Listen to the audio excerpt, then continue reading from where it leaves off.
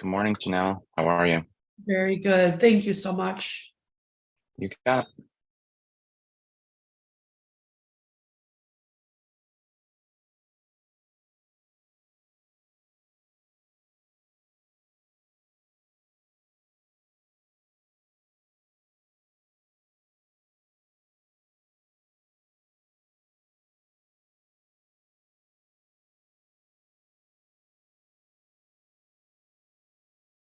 Good morning, Commissioner Wilson. Good morning. How's everybody doing? Good, thank you. Okay, good morning, everybody. I will call the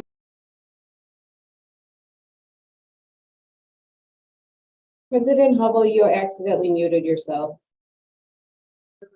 that. Okay, I was unmuting it and I muted, must have hit it twice. Okay, so welcome everybody. Call the meeting to order. It's 8 o'clock. Welcome to all of our guests. Janelle, can you go through the virtual meeting guidance? Certainly, thank you. Good morning, Commissioners, members of the public and staff. To help us have a smooth meeting, I'm going to review just a few decorum rules for all to please follow. Number 1, please ensure your mic is muted unless you are speaking. Number 2, please state your name before speaking. Number 3, for those who are speaking, please have your cameras on if possible. You may turn your cameras off if you're experiencing technological challenges. And number 4, as a reminder, the public chat has been disabled, but you can still send messages to the host. And this meeting is being recorded and streamed live on YouTube. So with that, let's have a great meeting, everyone, and welcome. Okay, thank you very much, Janelle. Announcements. Michael, do you have any announcements? Yes, I do, President Hubble. I'm really pleased to announce that Amanda Wagner has returned to the district and she resumes her position as Communications and Public Affairs Manager. So we're welcoming Amanda back. Okay, welcome back, Amanda. Okay, now we have a proclamation recognizing Commissioner Foster for his service to the district. Yes. Grant, it's been a pleasure having you. Michael, are you going to read the proclamation? I'd be honored to. Actually, I'm losing Grant in 2 ways. One is a really good commissioner, and 2, he's been my elected representative on the east side of Madison. And Grant has advocated for bicycle and pedestrian improvements in my neighborhood that are going to improve my quality of life. And those improvements, actually, the first phase of them have started this month. And I had to take a detour to get to work this morning because of them. So Grant, thank you for all of your work with the city and of course with the district. You've shown a lot of leadership in shaping the principles of the district around strategic finance, climate change, and governance. And you were an active member. We worked very closely on the Chief Engineer and Director Performance Review work and changing that process.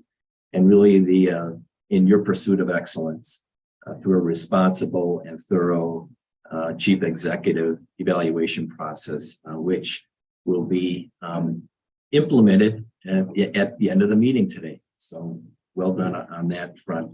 Your knowledge, you were involved in many notable decisions since being on the commission since 2019, approval of the commission policy book, our strategic finance roadmap and employee handbook, and you supported increased investments in critical infrastructure that we need to make sure that our infrastructure protects public health and the environment for the long term. You've also guided and supported major efforts that contribute to climate mitigation and adaptation, such as our inflow and infiltration program and our major energy management master plan. You did all of this through the most part while we were experiencing COVID and the major transition we were doing to work through COVID, and you supported our continued work and making sure we are operating safely and supported our daily work. So that is much appreciated. So we're really pleased to provide this proclamation to you for your service to the district. And I just want to thank you personally for your contributions and active involvement.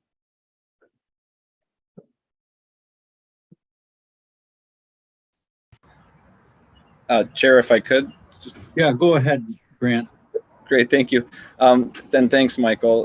Really appreciate that, and thank you for your leadership as well at the district. It's been a real pleasure to work with you, and that goes to all my commissioners as well, and other staff at the district. I've been served on a lot of bodies at my time as alder with the city, and also was on 2 other regional bodies, the MPO and CARPC. But this, serving on the district's commission has honestly been one of my favorites. I've shared that with many people.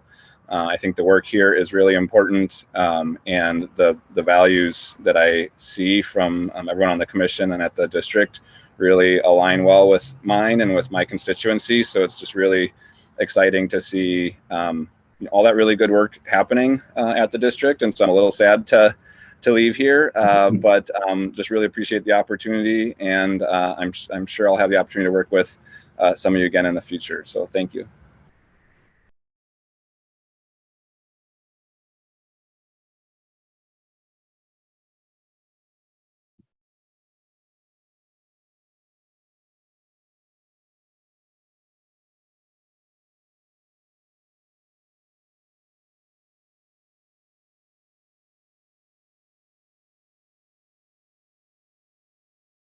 Sorry about that. I was having some trouble with Zoom. It went away for a while.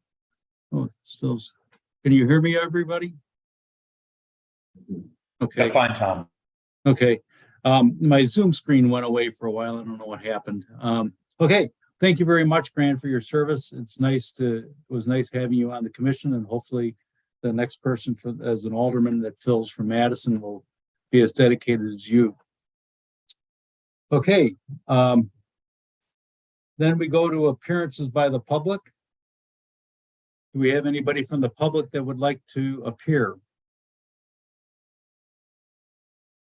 Okay, seeing none, that takes us to the consent calendar, where we have several items. Approval of the minutes from the last meeting, the approval of the cash statement operating in the capital fund accounts, approval of expedited boundary annexation for Dane County owned lands on Ludds Lane, approval of expedited boundary annexation on Marsh Road in the city of Madison, another expedited boundary annexation at Sprecher Road in the city of Madison, review and approval of sanitary sewer extension plans. We have a couple of them. Approval of the first quarter 23 sewer service charges, which was sent out yesterday. And then we have included here the approval of a relocation order and determination of necessity for the West Interceptor Shorewood Relief Phase 3. So this basically just allows us to start the process of acquisition of the necessary easements we need. And if any condemnation would be needed or eminent domain, the commission would have to act on any specific item related to that. Do you have anything else you want to add on that, Michael? No, you summarized it just fine, President Hubble. Okay, so do we have a motion to approve the consent calendar? I would make that motion, Tom, Commissioner Clark. Okay, motion by Commissioner Clark. Do we have a second? Wilson, I'll second. Okay, second by Commissioner Wilson. Motion by Commissioner Clark, second by Commissioner Wilson to approve the consent calendar. All those in favor say aye. Aye. And any opposed? Okay, none, motion carries. Okay, that will then take us to the topic that we had on last week and was deferred. It's the approval of an amendment to the operating budget of last year by that $1.45 million or approximate amount. Michael, are you going to lead this off? I will. Thank you. Thank you, commissioners. As President Hubble mentioned at the last commission meeting, I provided highlights to the proposed budget amendment, and you had a series of questions. We have summarized those questions with answers, and they are included in your commission packet and with a summary of those. I have also, since last week, I've consulted with Stafford Rosenbaum in terms of the question of what the impacts of an amendment and the legal issues and implications, and Paul Kent is prepared to deal with that as well. In a minute, I'm going to turn it over to Bill to make sure all your questions are answered, and also to give a little bit of information on how our budget finances work, because I think it's important to understand that we work in these budget systems all day long, and we have to pause and step back and make sure as a commission you understand those things as well, and then share a little bit of the steps we're taking to make improvements to our system, which we are in need of update. I do want to reinforce that we have really good staff here at the district, and that is reflected by our clean audit. And at least since I've been here, and even before me, we've had budgets that have come in under our revenue expense projection. So we have a really good track record, but they're working with tools that need to be modernized, and that's what we've been working on. These changes that we're making are very difficult because we are changing all of our accounting and budget systems from 1990 system that deal with different systems, spreadsheets, paper, to a modern enterprise resource planning system, or ERP. Since 2020, we have been taking steps to move towards an ERP.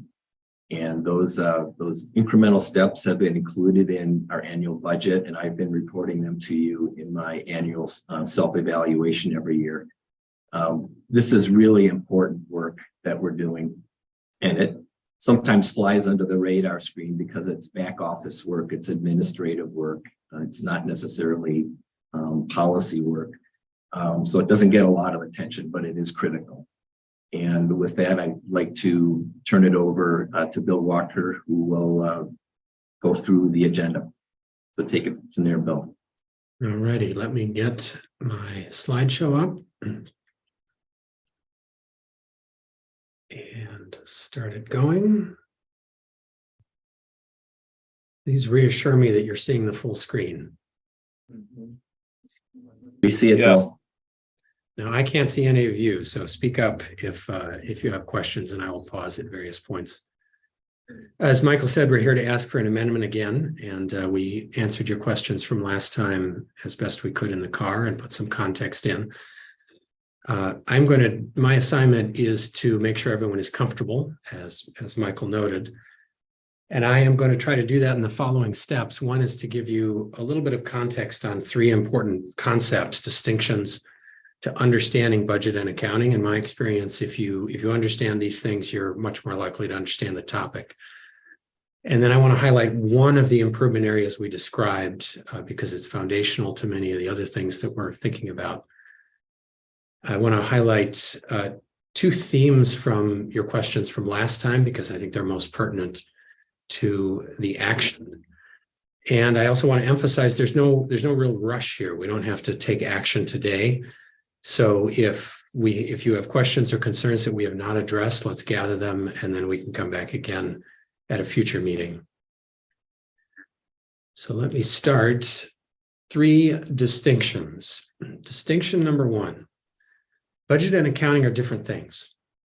The job of budgeting is to arrange resources to meet program goals and then put controls in place to make sure those resources are used appropriately. Budgeting is about the future, it's creative, it's problem solving.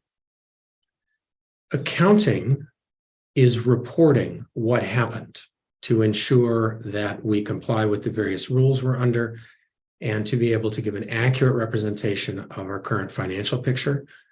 Accounting is about the past. It is not creative. Creative accounting is a bad thing. Rather, accounting is supposed to be accurate and precise to achieve, as Michael noted, clean audits free of material misstatement, which we do. Distinction number two, operating and capital are different. The job of the operating budget and fund is to arrange resources for things that tend to be stable over time, salaries, supplies. Because the spending for operating budgets is stable, it works really well to have an annual limit. You may spend this much in this year total. It's also appropriate to have relatively small fund balances, reserves in the operating fund.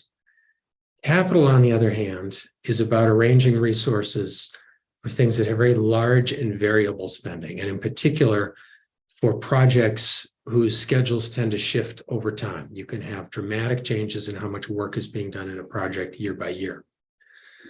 Because of that shifting over time, it does not work well to have a strict annual limit on projects. Rather, we have a per project limit for its lifetime. You may spend this much on this project until it's done. Similarly, capital needs to have much larger reserves to accommodate the high variation in spending and revenue. Distinction number 3, expenditure authority and money are different. Picture a kid going to a county fair, that's what this Ferris wheel is for, with a parent, and the kid's old enough to run around with friends, and says to the parent, I'd like to buy some food and some souvenirs. The parent says, great, here's $100. You may spend 50 of it during the fair. The kid now has $100 in money, but only $50 in expenditure authority, and it's time limited during the fair. The district has money in its various funds, but only a certain amount of authority to spend it as set in our budgets. Budget and accounting are different. Operating and capital are different. Expenditure authority and money are different. As I said, those 3 distinctions are important to understanding things, and they each play a role in the questions and improvements we've been talking about. Any follow-up questions there? Have I lost you in any way?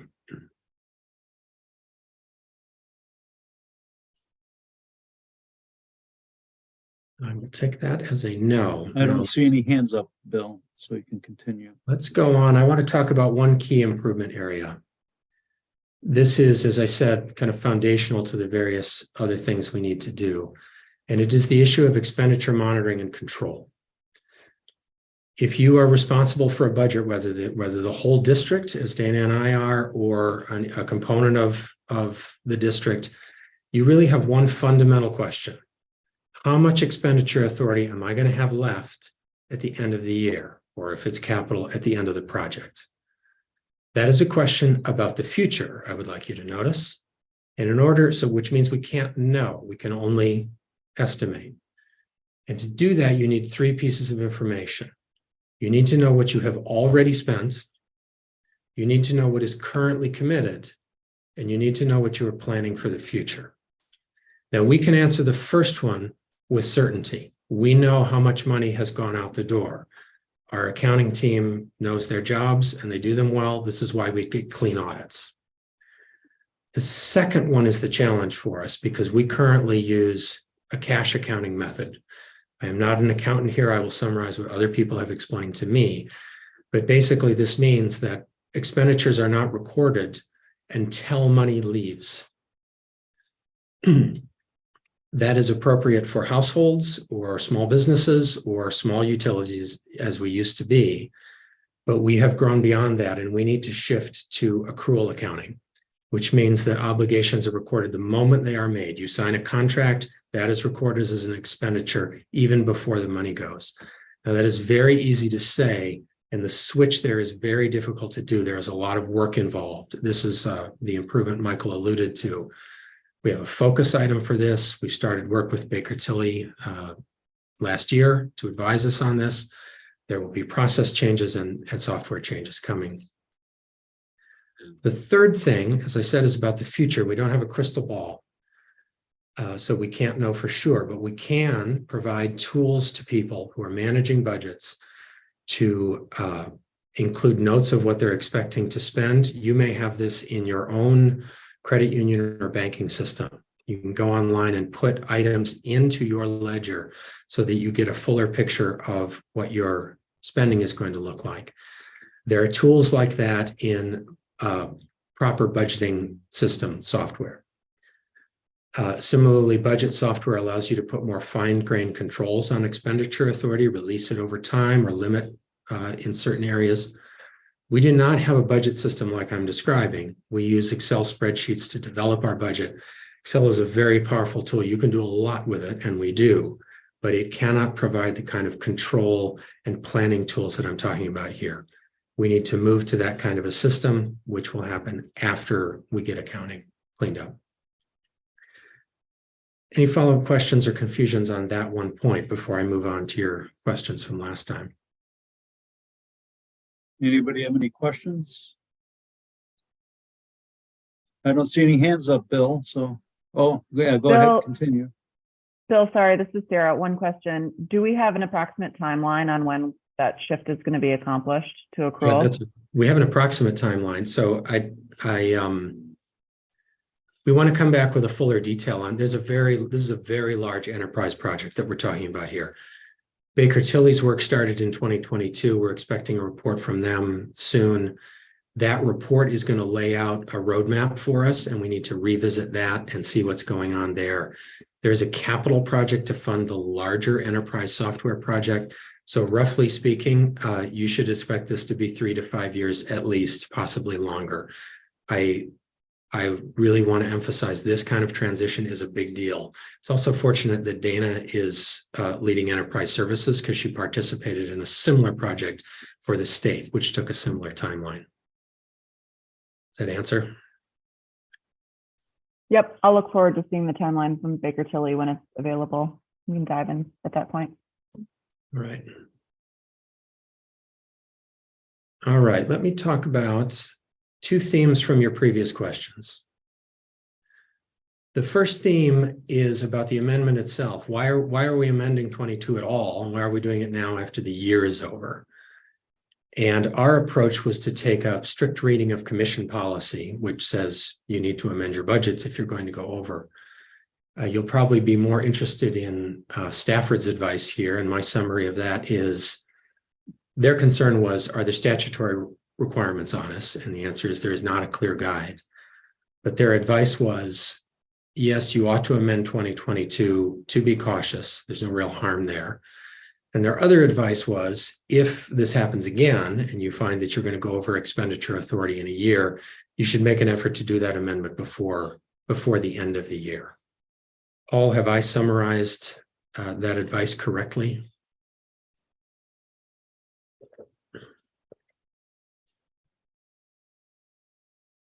Take silence as consent. It was taking me a while to get my mute off. I guess I was having the same problems as President Hubble. Yes, I mean, the statutes, what they provide is that amendments should be done, and it should be done during the budget year. But if you don't do it, there isn't really any penalty. So clearly, that's which was the reason. Our advice going forward is, to the extent possible, you should try and do it before the end of the year. All right. And then the other issue I want to talk about, this is, I think, the most difficult concept in this entire space. And so I'm going to slow down a little bit. One of the reasons that we exceeded expenditure authority in 2022 was because of the way we used to budget for labor costs. So what I want you to take away from this portion is we had a method that we used to use that created a risk of exceeding expenditure authority, not a large risk. We're almost always able to handle that. But in 2022, circumstances aligned and made it so that we couldn't. Baker Tilly, who was reviewing our systems, took a look at this method and advised us to change it to eliminate that risk, but still meet the needs that we have going forward. So we are planning to make that change for 2024. So I'm going to describe the old method, explain why it caused us problems in 2022, and then talk about the recommended change that we're going to do. When you're putting together a budget, you need a good estimate of how much your labor obligations are going to be. Now, that total estimate is fortunately easy to get because we know how many positions we have We know what their wages are, and we know what our benefits are that we pay. I'm going to represent that total obligation by this rectangle. And now you need to build expenditure authority for that into your budget. In our previous method, we did an additional step before that. We made a forecast of how much labor would end up being charged to various capital projects during the year. Now, I want to point something out here. My second distinction was operating and capital are different. The point of a capital budget is so that you don't have to have precise year-to-year forecasts of the work on a project. And yet we were asking ourselves to do that here. So we made that estimate, how much labor would be devoted to various projects during the year. And we took that off of the total amount and put the remainder in the operating budget. So the operating budget only contains a portion of our total labor obligations.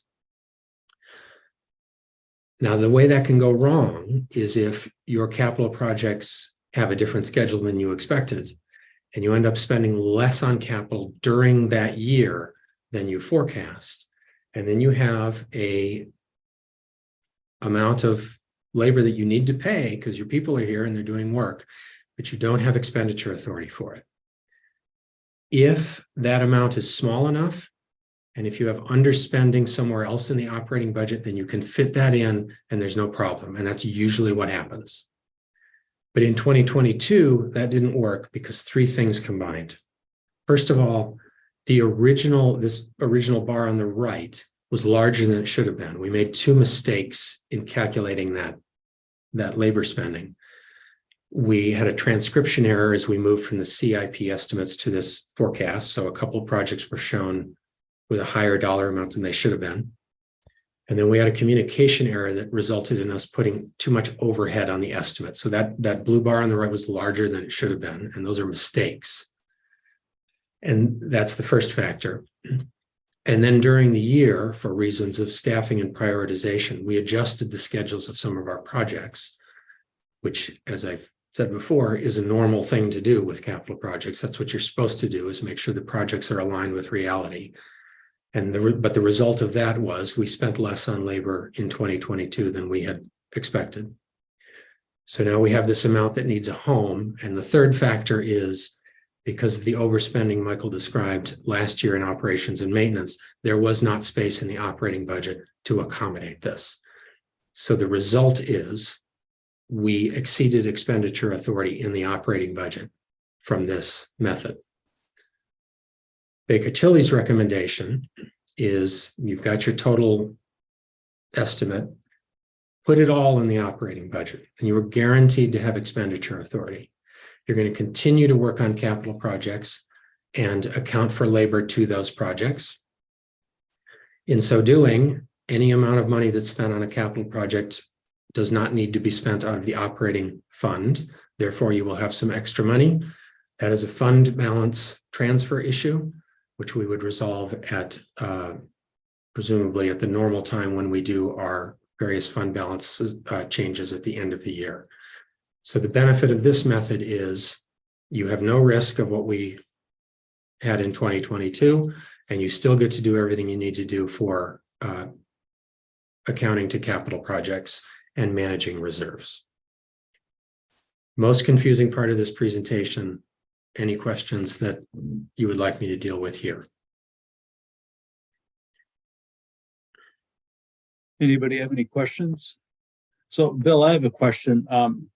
So this will probably cause an increase in the operating budget since we're basically then accounting instead of say 50% from into the capital fund we're accounting for 100% of some of the positions, that would, we'll probably be wanting to get an idea of how that will cause the operating fund to increase, what kind of like we're going in with a structural deficit with this move? Not a structural deficit. Okay. Yes, it would cause the operating budget expenditure authority to increase, but what it would not do is cause an increase in required service charges. This is the distinction between expenditure authority and money, because we're spending the same amount total on labor, regardless of of how we allocate it across budgets. So the service charge requirement is unaffected. We don't have to raise service charges anymore for this. It's a question of which of the two buckets it comes out of. Okay, Grant and then Greg. Thank you. In the recommendation for the kind of new system of leaving it or budgeting for it in the operating budget, is the recommendation to leave it in the HR line or to put it in the operating reserve instead? So what I'm trying to understand, I mean, I understand everything that you're describing. One of the issues for me of just saying, oh, well, 100% of these HR costs are going to go through the operating budget, and then at the end of the year, we transfer that to the capital fund because we know what we actually used. And hey, we're under budget in our operating budget because we're always right. And so we're losing sort of transparency and, you know, how did we perform as what we expected? And oh, our capital spending is down. And all of a sudden these extra HR hours, you know, I mean, one of the questions or one of the things that I think should be shared with the commission on a, you know, routine basis going forward would be, because the staff didn't work on these capital projects, assumedly, you know, you found other good work for them to do, but that wasn't really budgeted work, right? If we said 20% of HR costs are going to cover these capital projects, those capital projects don't happen. We theoretically could say there's no work available and save that 20% of staff time, or we find other work for them. So that, I guess I'm trying to understand in the proposed new methodology, how can we maintain that transparency? I think I understand this question. Let me take a stab at it. I think your question is based on a misunderstanding or something I can clarify. When you think about capital projects, they go through phases: planning, design, construction. Engineering staff are involved in their projects throughout the life of the project. Most other staff, their jobs are to do other things unrelated to capital: maintain the plant, operate it, laboratory, IT, et cetera. Certain projects, particularly ones that involve a lot of changes at the plant, will spill over, as it were, and require time from people who normally don't work on capital projects.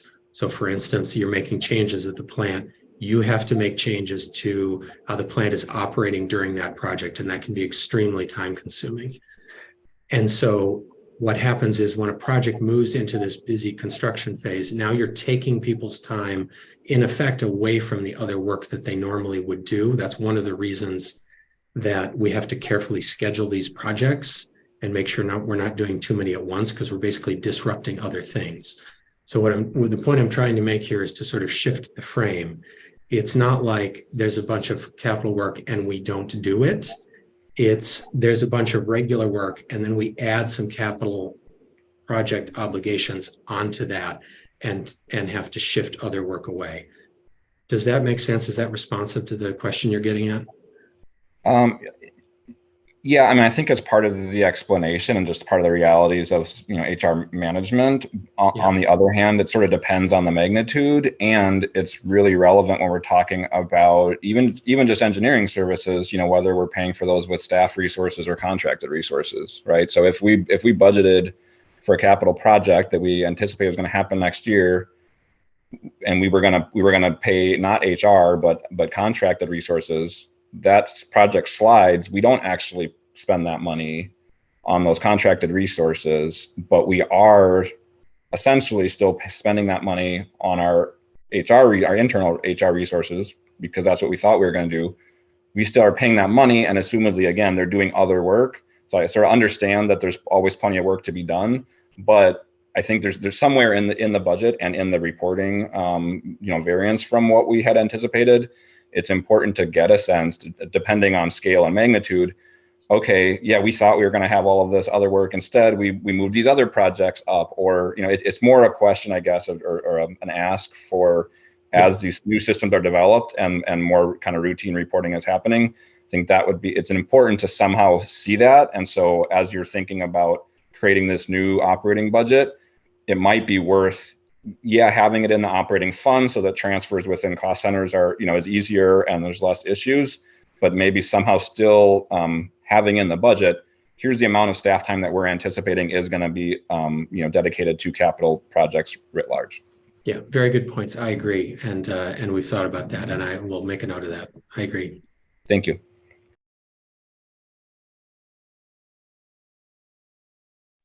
Greg, go ahead. Hi, Bill. So I have just a couple of questions here. I just want to make sure I understood this. I read it last night. I think I understood it. I heard you talk. As always, you give great descriptions for complicated subjects, and I appreciate that.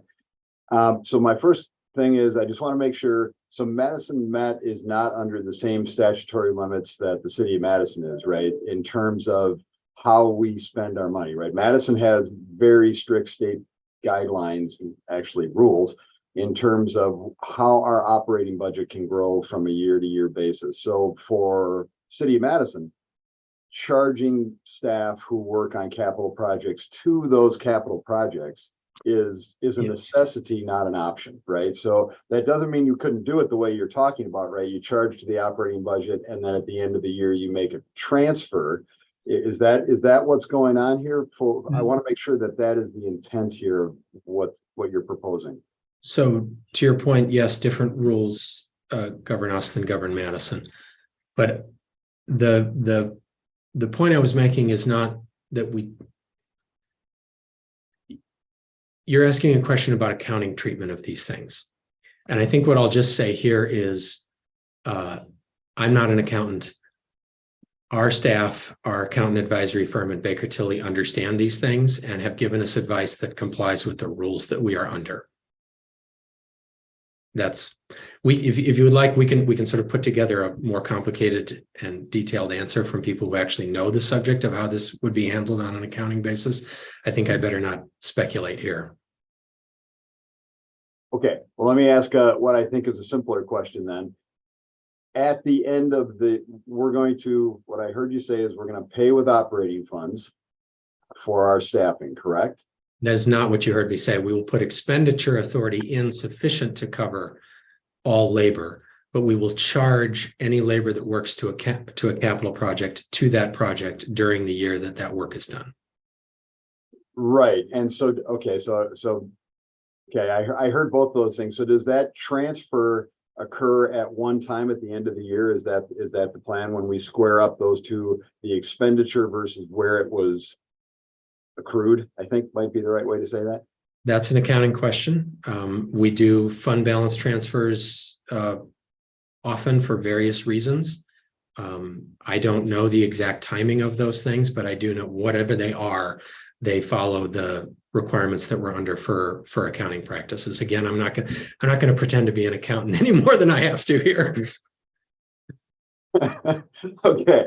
And again, I am pitching hitting above my weight class here as well, right? I understand just enough about how all this works to be a bit dangerous.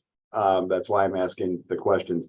So one last question then, with regard to when those transfers occur, to Alder Foster's or Commissioner Foster's question, is the commission going to be aware of when those transfers occur?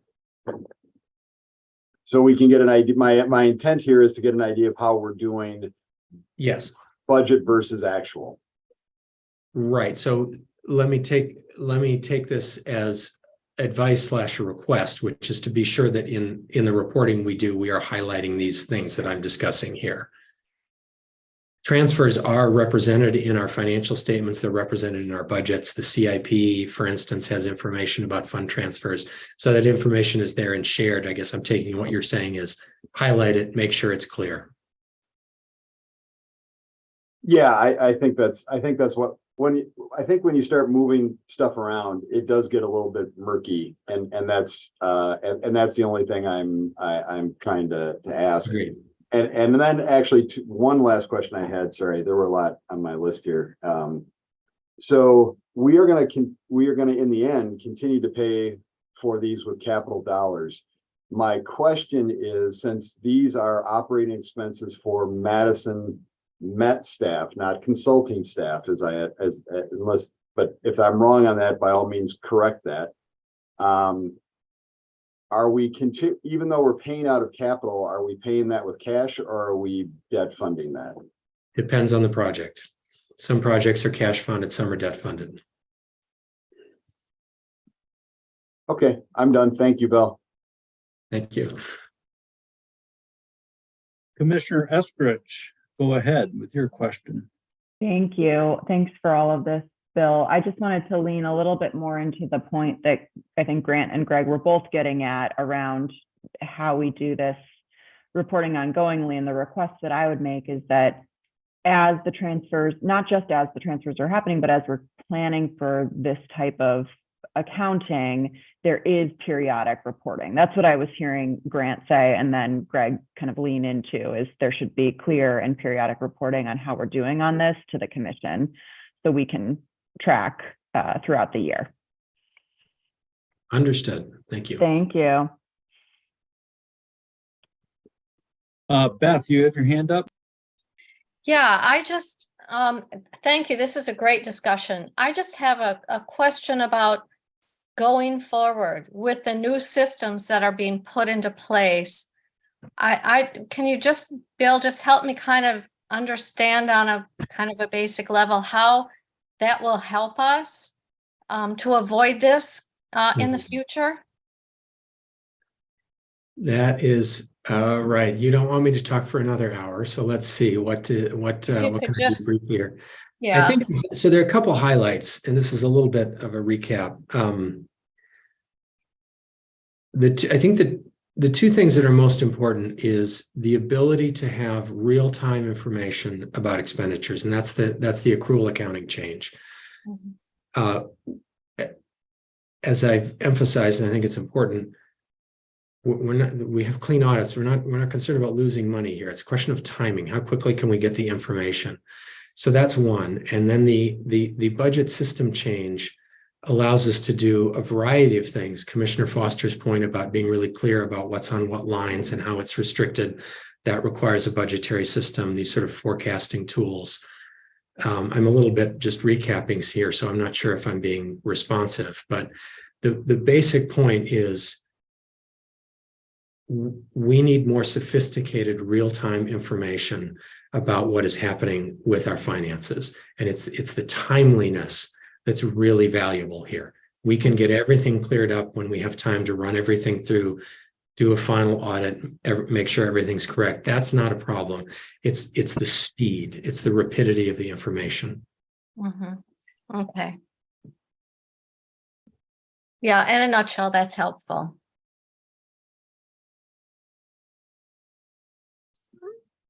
Okay, thanks, Beth.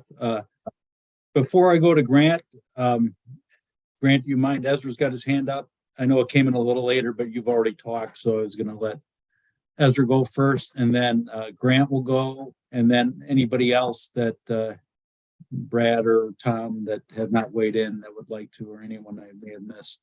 Okay, Ezra, and then Grant. Thanks, Tom.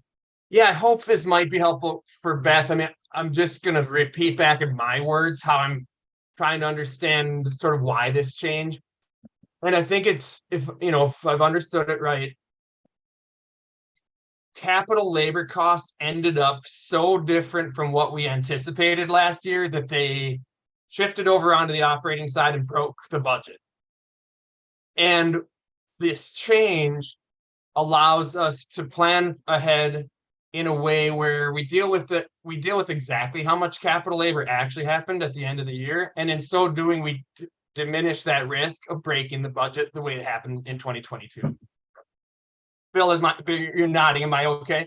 That's how I'm understanding it. So this fix just helps us to avoid this perfect storm of things that came together last year and put us in the position we're in now to have to amend after the fact because we overshot the whole budget due to this due to a bunch of things, but this capital labor piece was a big part of it. Hopefully that helps. It does. Thanks, Ezra. Okay, let's see, Brad, Grant. Grant, you want to go ahead, and then Brad, I think, Grant, you had your hand up earlier. Brad can go ahead. I've already spoken. Okay, Brad, why don't you go and then Grant? Sure. Well, when I read the report, I thought it made a lot of sense to fully account for all of the staff expenditures for the year in the operating budget. And the question I had was, how do we reflect the revenue that's going to be paying for that portion of the expenditures from the time spent on capital projects? And I guess I'm still interested in getting a little bit more information about how those transfers will occur. I think Greg said it better than I could, but I'm anticipating and would request that we get some additional information on that as we go throughout the year and start to prepare the next budget.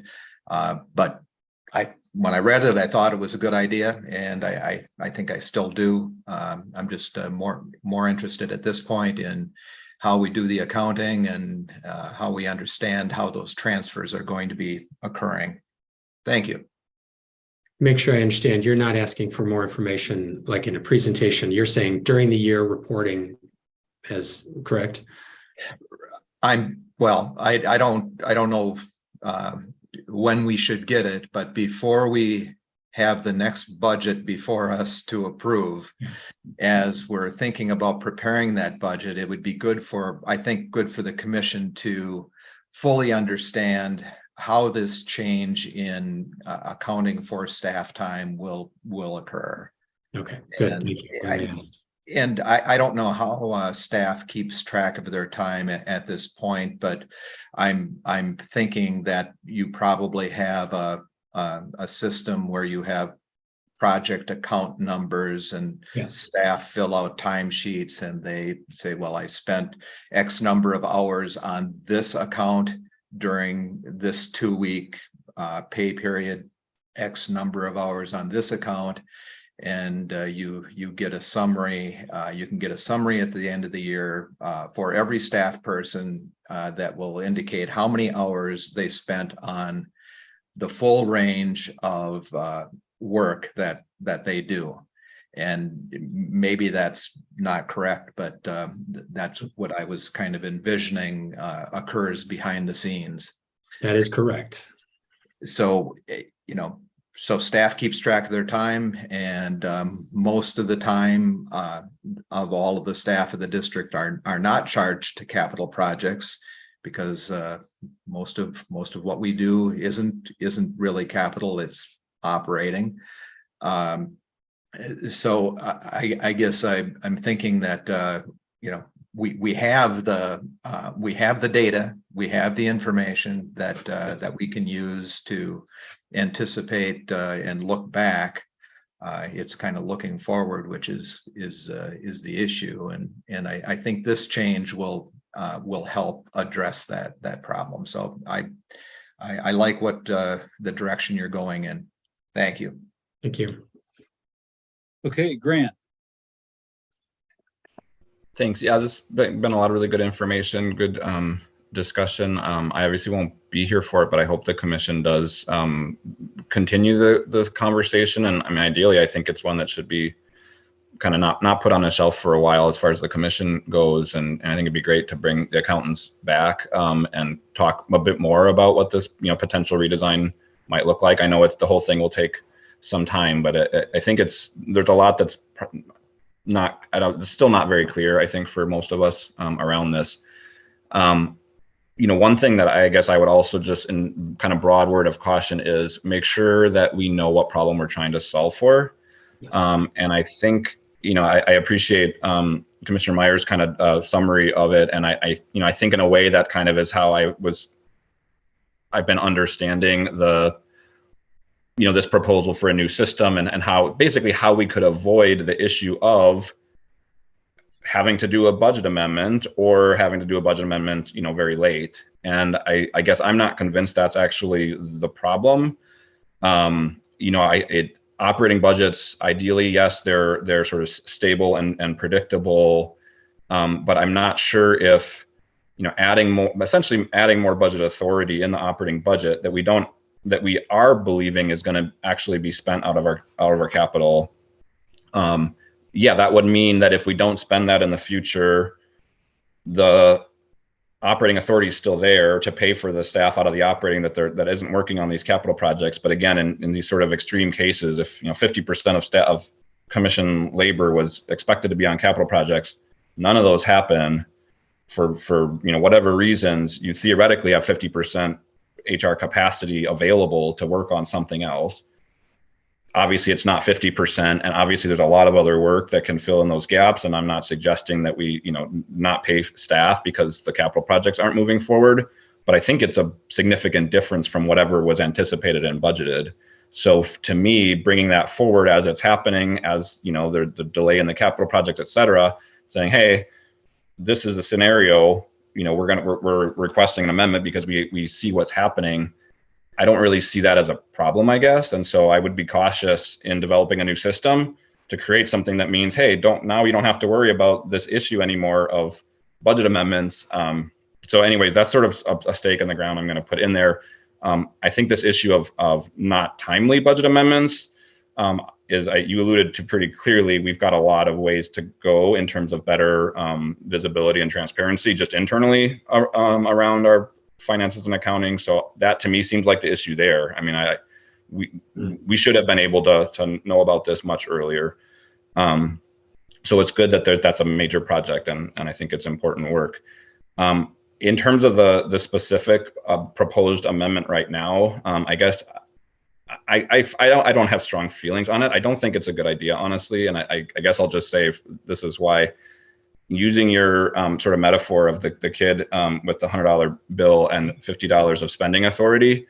Imagine that the parents didn't just say you can spend $50, but wrote it on a note and said, here's your spending authority, $50, go forth. Kid comes back with $25 left and say, well, but the candy was $75 and not $50. Will you please scratch out the 50 and write 75 on this note? So retroactively, you gave me permission for $75 instead of 50.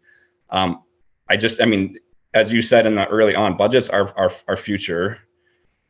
It's a weird time travel experience to go back and change a future forecast to match what happened. I don't think it's good practice for budgeting.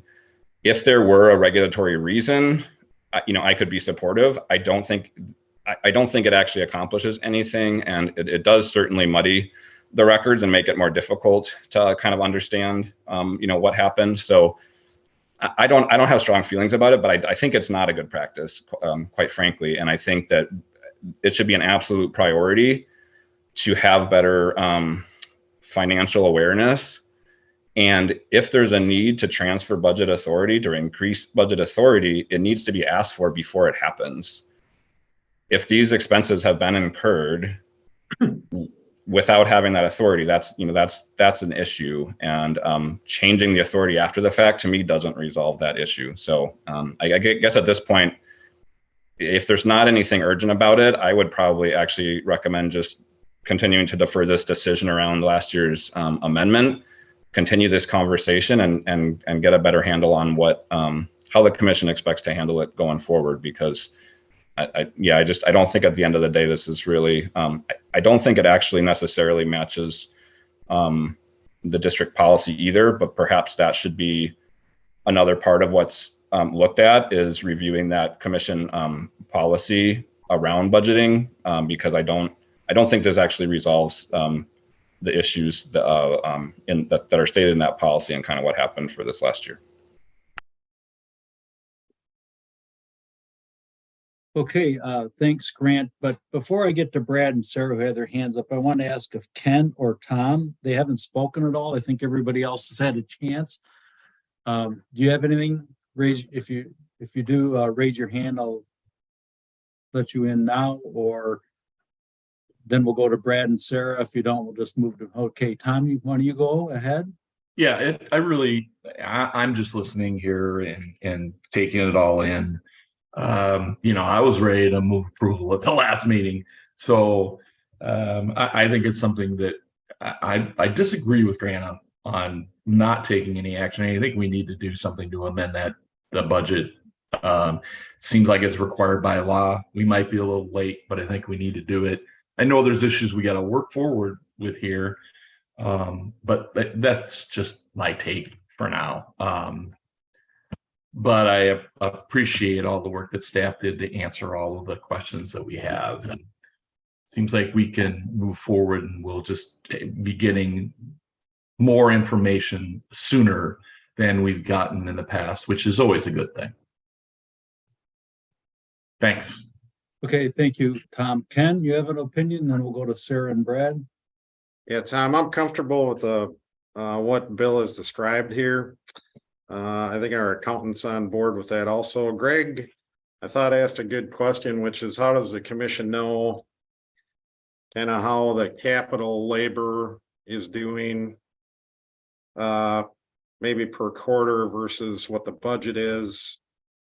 My guess would be is if a district or if an engineer that works for the district is budgeted half of their time to operations and half of their time to capital, they have to code their time with what they're working on. So that theoretically that information should be available, and maybe a quarterly update to the commission on how the labor costs are, the actual labor costs are versus what the budgeted labor costs are for capital or something to that effect.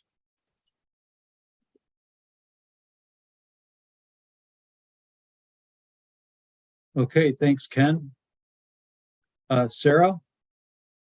Yeah, I'm also comfortable moving forward this year for the past budget, but I would like us to look at our policies before this comes back to us, kind of in alignment with these changes to the accounting practices, because it seems to me that there's effectively no way for us to be in compliance with our policies as they're currently written with the systems that we have. And if it's going to take 3 to 5 years to update our systems to accrual-based accounting so that we can actually have the information we need to comply with our policies, then we should adjust our policy accordingly for the next few years, because I don't, seems like we can't reasonably or feasibly comply based on the systems that we have in place right now. So I think that should be an action item for us to take on in the next year before we approve our budget for next year.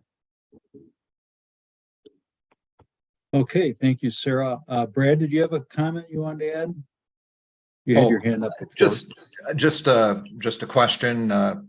I was thinking that Bill was not finished with his presentation and thought there might be a little bit more that we're going to hear from him before we started talking about whether the amendment was should be approved this year or not. And I just wanted to confirm that before I said anything else. Thank you for that. Actually, I am done. That was the last thing. So that's why I stopped screen sharing. Okay. I'd like to jump in with one element. Then I probably will have some additional comments and questions. Thanks. Okay, Brad. So why don't we go to Michael and then we'll go to Ken. You had your hand up and took it down, and then we'll go back to Brad. Some of the changes around capital labor will help us with our 2024 budget. They won't help us with the budget you've already approved for 2023. I just want to make that point. And there's two things, the two challenges that Bill shared of why capital labor was off in 2022. Some of those same things are going to be happening in 2023. We have a shortage of engineering labor. We have 3 vacancies. Projects are not moving forward as quickly. And that calculation error for overhead was again made for the 2023 budget. Knowing that and that amount of money, we're going to be coming to the commission sooner with how we're going to resolve that. Okay, thank you, Michael. Ken, did you have a comment? Yeah, Tom, I was just going to say, Sarah makes a really good point on the policy topic. And I think Grant hit on something that's equally important, which is asking the commission to authorize a spend after the fact. The timing on that, if we could make some headway on that too, that would be helpful. Okay. Brad, did you have anything else you wanted to add? Yes, in reading the report, I thought I saw something about the amendment that we're approving will place the money that we need to balance the budget in various line items, and then there will be an adjustment made throughout all the line items after the audit is finished. And did I read that correctly? Yes, if you need more detail, I may tap Dana here, who just jumped on. And, Hello. and Good morning. the only reason I ask is that if we approve the resolution that amends the budget, it's basically refers to the attachment in where the money is going to be placed. I don't know that the resolution says anything about these adjustments between the line items occurring once the audit is approved, and was thinking that maybe the resolution should reflect that. But I suspect that this is something that occurs every year, and I just didn't think about it. Yeah, so our typical process is to do these before the audit is complete, and then they're represented in our financial statements.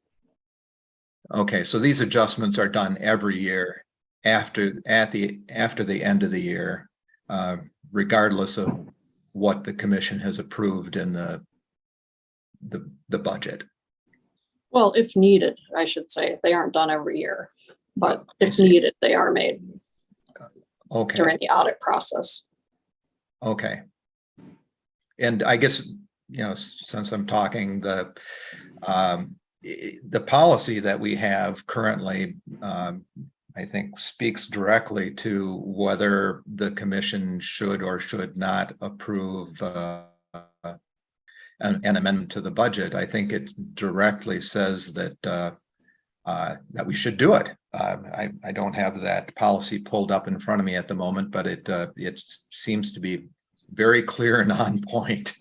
So I still continue to think we should approve an amendment to the budget. Thank you. Okay, Grant, you have your hand up. I do, Chair, and I don't want to belabor a conversation that others are ready to move on from, but I guess just especially this last point, I mean, we're sort of talking about, we should probably just approve this because that's what our policy says. I mean, perhaps we actually should take 5 to 10 minutes and pull that up, because I am not reading it at all in this way. I mean, our policy, unless there's a different one that I'm missing, our policy has 2 sections, one on commission actions when required and one on chief engineer and director responsibility. There's nothing that the commission has failed to do on its part of our policy. The only issue right now is that expenditures have happened that were not budgeted, which is not in compliance with our policy in the chief engineer and director responsibility section. I don't understand how retroactively passing this amendment really changes the fact that that policy was not followed. And there's nothing that says the commission shall or must or anything else. The policy just says what kinds of amendments require what kinds of votes. So I just want to, I guess, if people are going to vote yes on this because they think our policy says we have to, I don't think that's true. And I guess I would ask you all to just consider it and maybe take 5 minutes to review that and actually get some clarity around why approving this amendment right now is somehow more consistent with our policy. Okay, thank you, Grant. Michael, can you bring up the policy for everybody to see? I can read the policy. I have it in front of me. We can probably bring it up. I can pull up the policy book quickly, but it's in section 5. The policy states that the chief engineering director will ensure that the annual expenditures do not exceed the total funds budgeted. When it is apparent that the operating budget total will be exceeded, a request for a budget amendment shall be brought to the commission before an overrun. That's a commission policy. Could you read the other one? ATT-2. Oh, thank you. Thank you. The policy on operating budget development and approval states that the operating budget is a financial plan. Operating expenditures shall not exceed the approved operating budget, as may be amended in total.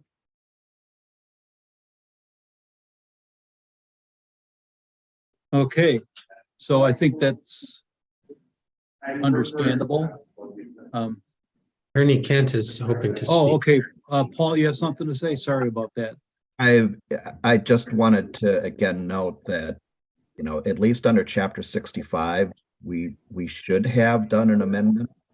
It really requires to be done. Now we didn't do it, and there really isn't after the fact provision, but I think something we certainly should be doing prospectively. And while there's no penalty, I do think it will be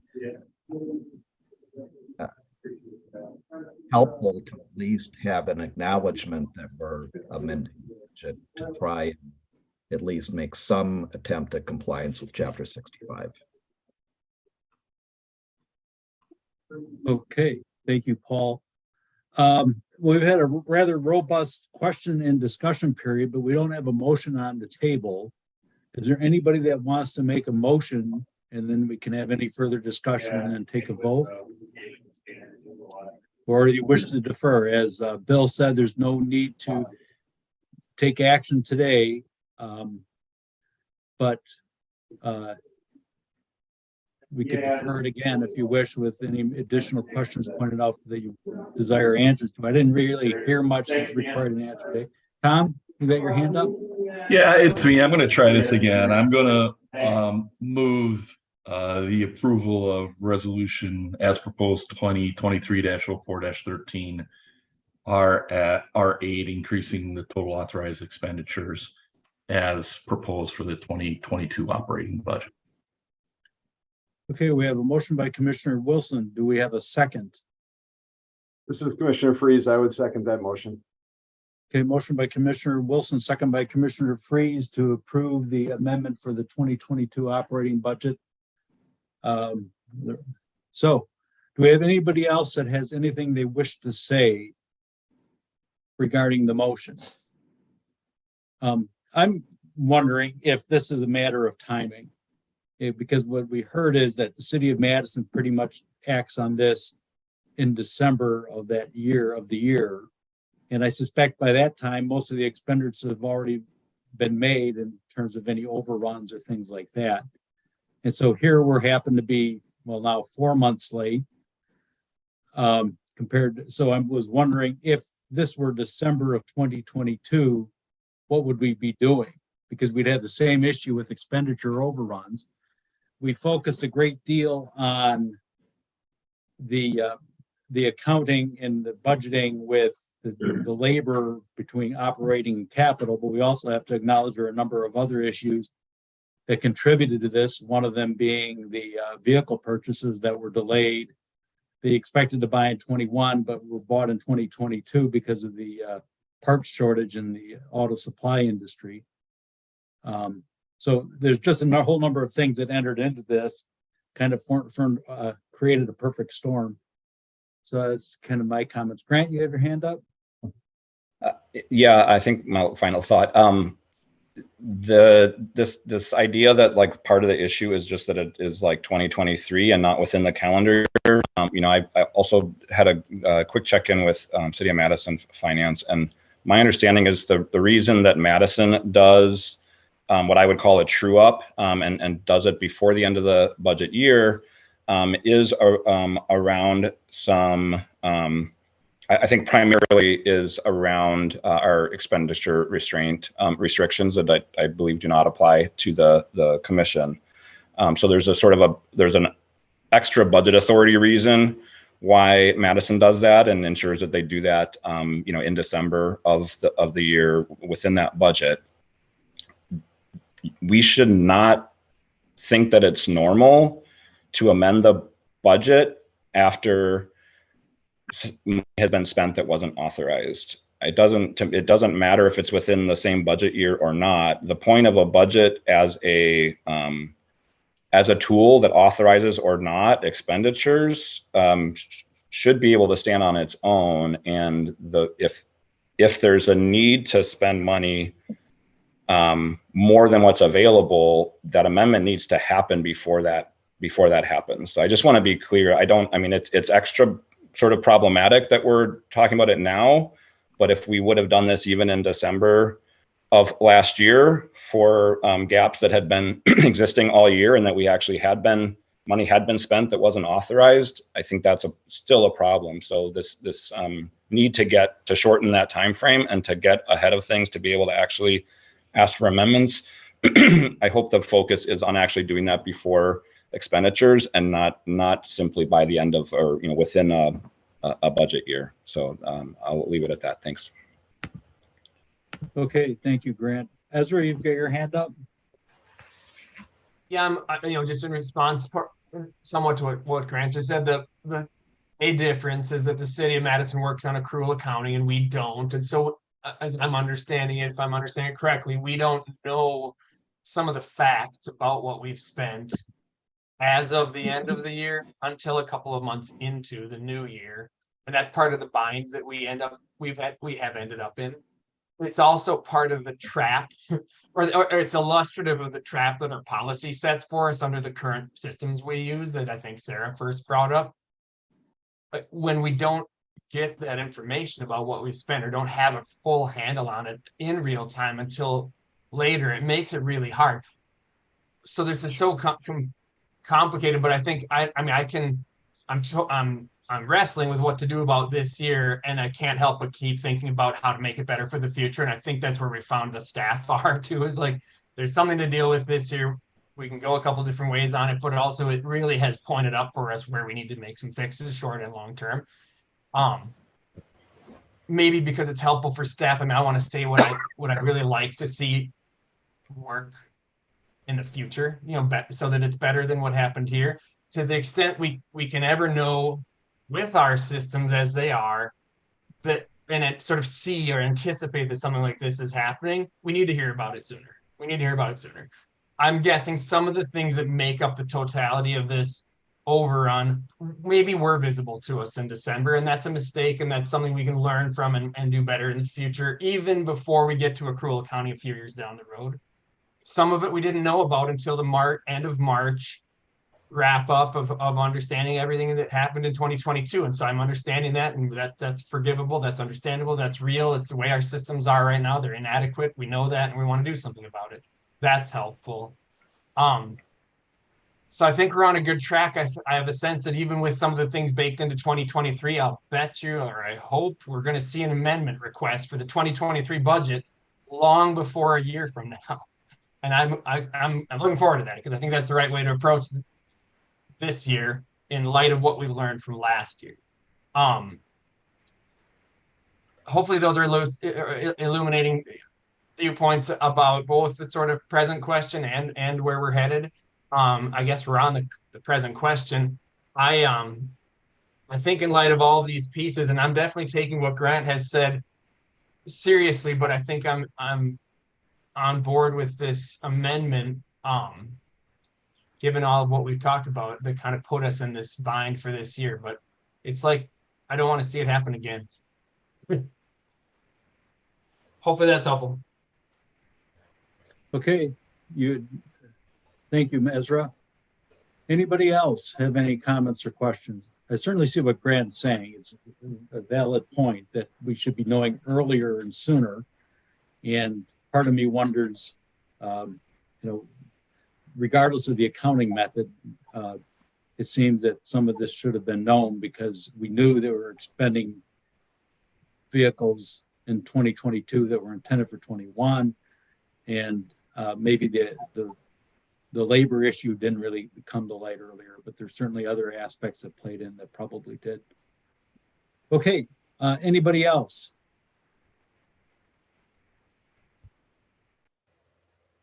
Anybody else?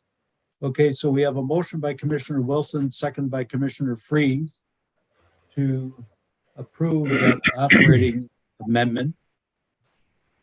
And we need a 3/4 vote, if I understand correct. Is that right? Yes, and that's because of Chapter 65, not because of the changes made to Right. our statute in Chapter 200. Okay. So 3/4 or 2/3? Could you just clarify?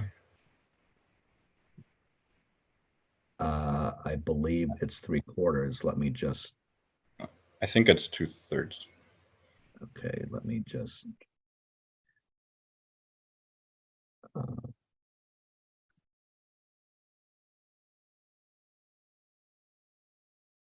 Let me. You are correct. I stand corrected. It should be 2/3. You are correct. okay, what was that chapter number again? It's Chapter 65.90. Okay. So per chapter 65.90, we require a 3/4 vote. I think I'll do a 2/3. 2/3. Sorry. Okay, 2/3 vote.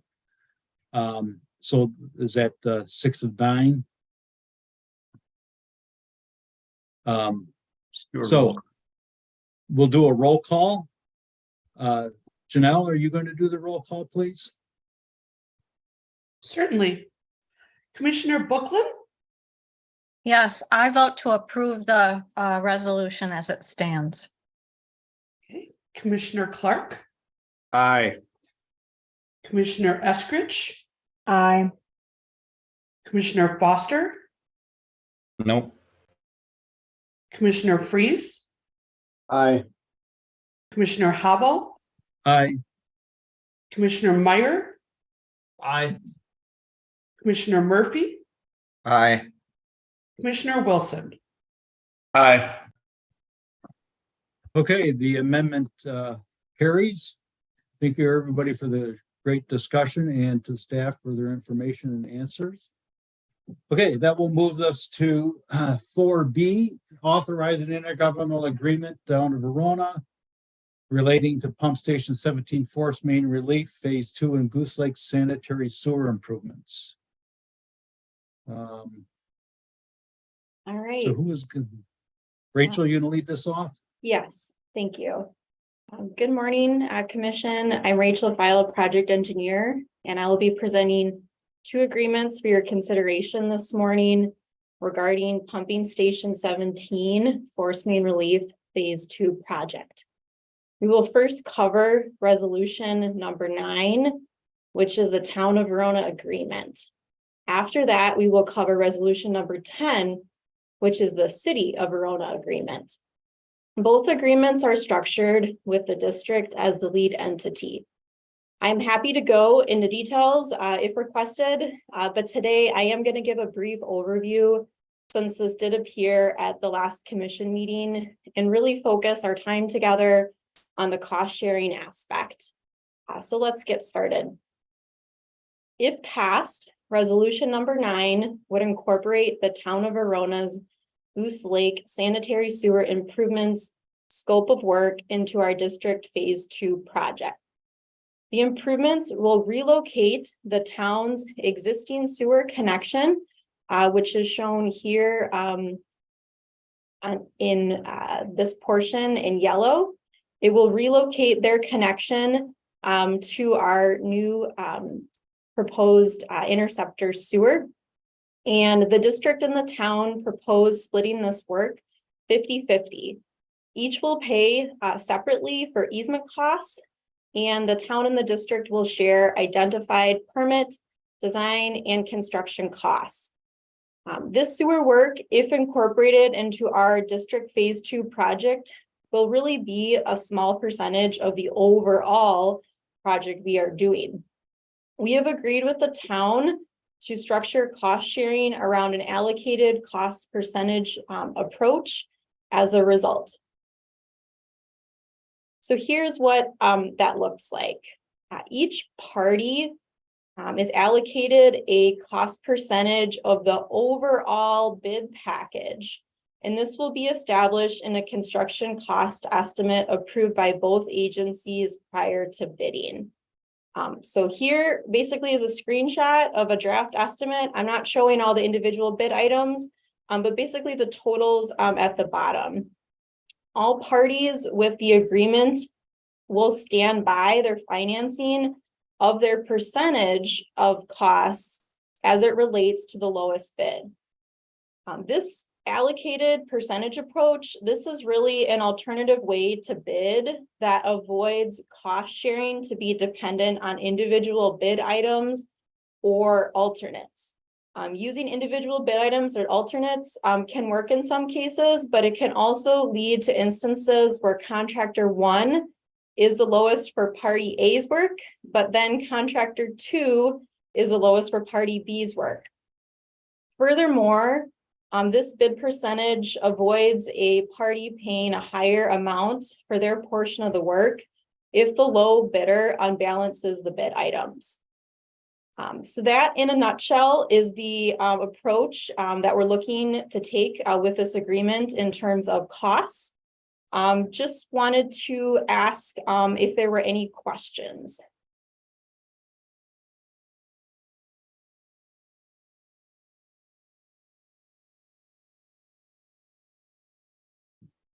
Okay, does anybody have any questions at this point?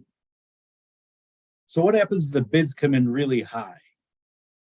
Sure. So if the bids come in really high, we as the district, we do have the, authority to always reject bids, rebid in that case.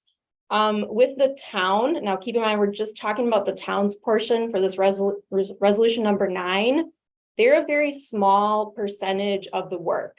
And so because they are very small percentage relative to the overall project, in the agreement, you'll find the condition for them that they'll have 30 days to consider whether or not they want to go forward with this project. The work, if they don't want to go through with it, it can be peeled off, basically excluded from the overall contract via change order. Or we could look at alternative ways to do this work in terms of using different materials, trying to make it cheaper, but ultimately the district does have the authority to reject bids, rebid the project, and so forth. Okay, thank you. Greg, you have your hand up? Yeah, just a question we've run into a number of times here. So if for example, my question gets to how you award the bid. So even though the town's portion is a small part of the overall bid package, if they decide after you award that they don't want to do it and you remove that, and the bid who would have won would switch, right? If you happen to have 2 bidders who are really close and you remove that, and then the number 1 bidder becomes the number 2 bidder. My point of all this is you may want to bid this as an alternate and then be very specific in the award in the contract language about how you are going to award based on which combination, right? I've run into this a number of times. I just don't want to have that happen. So sure. So a few things. So it's always kind of like, how do you slice the pie in terms of when you're dealing with multiple entities? A few things. So in the agreement itself, there is a very specific timeline that the town has, 30 days after we get the bid results to let us know before we award. So we're not necessarily going to be awarding and then the town is going to let us know after that. We will know before we award whether or not the town is on board. And again, we're looking at this in terms of percentages. We're committing to those percentages. We're not committing to individual line items. So that would be another aspect to consider. In talking with the former engineering director, Mr. Bruce Borelli, before he left, about how's best to kind of structure bids like this. It was his experience in 30 years that bidding alternates, they have positives, but they also have pitfalls there too. So I'm not saying that this is necessarily the, the best approach overall, but based on our experience, this is what district staff feels, is best in this case. And as a former, I used to work for a contractor. There are, even as an alternate, there are some times where they can unbalance the bid, trying to see if they really want the low bid, then they'll put everything in an alternate, and then the alternate becomes more expensive. So it's really about kind of the approach. So, but this worked well in phase one. I should add the phase one of the relief project. We partner with the city of Verona, and we also use the cost percentage base as well. And that worked well. Not to say we won't run into any issues whatsoever. But given that they're a pretty small percentage, we feel that this is the best for this setup at this point in time. Thank you, Rachel. And I do agree with you, by the way, the percentage basis rather than the bid items is a better approach. I don't think there's any great approach, but that is the better approach, even based on the experience we've had between us and Madison Met when we've done projects together. So thank you. Okay, anyone else? Tom had his thumb up, so he must have agreed. So we'll move on then. Rachel? Okay, super. So this really concludes resolution number 9. So with that, I would just ask consideration of the commission. Okay, thank you. Excuse me. Do we have a motion to approve the intergovernmental agreement with the town of Verona for Pump Station 17, Force Main Relief, Phase 2, and Goose Lake Sanitary Sewer? Don't move, Tom. This is Commissioner Meyer. Okay. Motion by Commissioner Meyer. Do we have a second? I'll second it, Murphy. Motion by Commissioner Meyer, second by Commissioner Murphy to approve the intergovernmental agreement with the town of Verona, Phase 2, Goose Lake Sanitary Sewer improvements related to Pump Station 17. Any further comments or discussion? Any further comments or discussion? Seeing no one's hand up, all those in favor say aye. Aye. Aye. And opposed? None, motion carries. Rachel, I have one question. Has the town approved the agreement? Yes, the town of Verona approved the agreement at their Tuesday board meeting. Okay, thank you. So that will take us to item C, agreement with the city of Verona relating to Pump Station 17, Force Main Relief and Lower Badger Mill Creek extension. Thank you. This agreement with the city of Verona, resolution number 10, would incorporate the city of Verona's Lower Badger Mill Creek path extension scope into our district phase 2 project. So the path shown in this graphic here in red is shown in this path. You can kind of see the relation to our work in terms of our project area. The district does benefit from having this path completed. Those benefits are highlighted in the car. And the city and the district will pay separately for the design and easement costs. The city and the district would share identified permit costs and construction costs, where the city would pay 100% of the costs associated with the path. The idea is to essentially use the contractor when they're in the area. We have also agreed with the city to structure the cost sharing around the same allocated cost share approach that we just saw a moment ago. Again, you can kind of see how the numbers shake out here. The city of Verona's portion, would be around 8%, that commitment there. And all parties, with this allocated percentage approach would stand by their financing as it would apply to the lowest bid. And wanted to ask if there were any questions.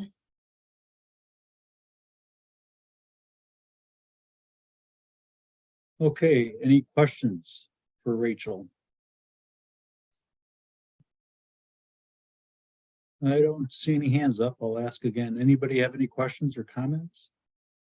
Okay, I don't see any. So do we have a motion to approve the memorandum of understanding for the Verona, City of Verona, Pump Station 17 Force Main Relief Phase 2 and Lower Badger Mill Creek Path Extension? This is Commissioner Freeze. I'll make that motion. Okay, a motion by Commissioner Freeze. Do we have a second? This is Sarah. I'll second.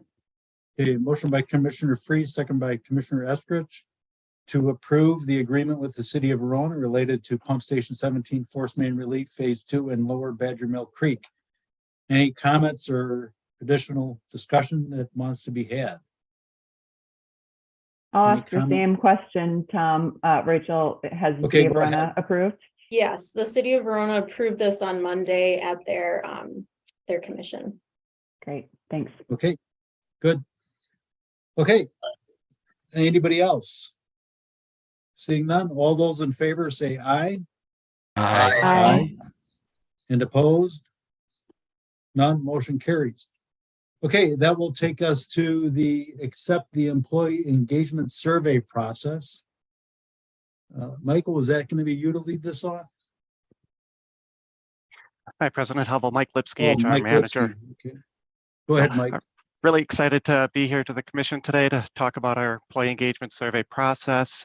We've engaged BJ Rogers as an external consultant to work us through the process using the Gallup Q12, and BJ is going to do just a quick presentation for the commission today, outlining what the process is going to look like, why we chose the Q12, and what you can expect to see coming forward. And then we're asking that you approve the resolution accepting that process. So I'll turn it over to BJ. Great, thanks, Mike. Good morning, members of the commission and staff. It's nice to see you all again. I'll try to kind of blaze through a quick overview of the process that we intend to use for the employee engagement survey and leave a few minutes to entertain some questions. So let me just pull up my slides. Mike, can I see a thumbs up that you're seeing the slides? Great, thank you.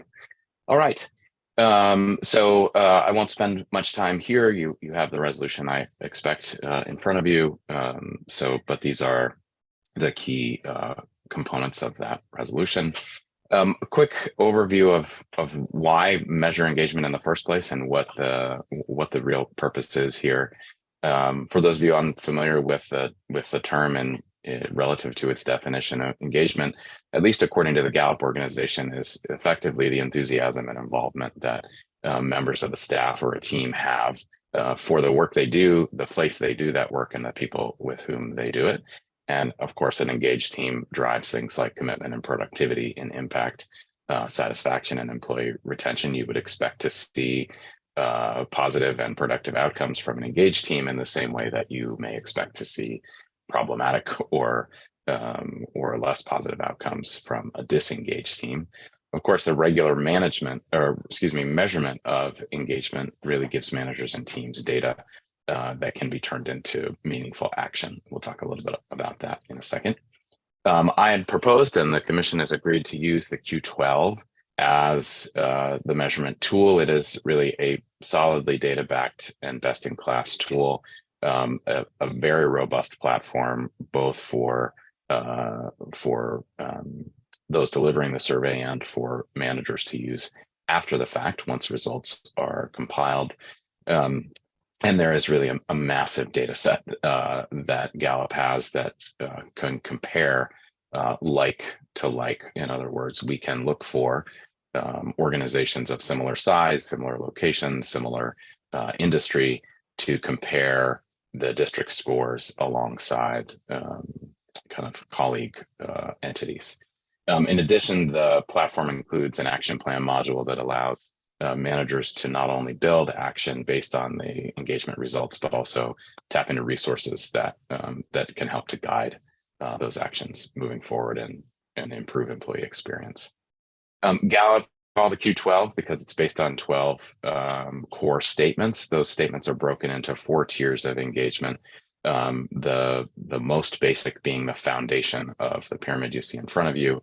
And those are basic needs such as knowing what's expected of you in your job and having the materials and resources you need to do that job right.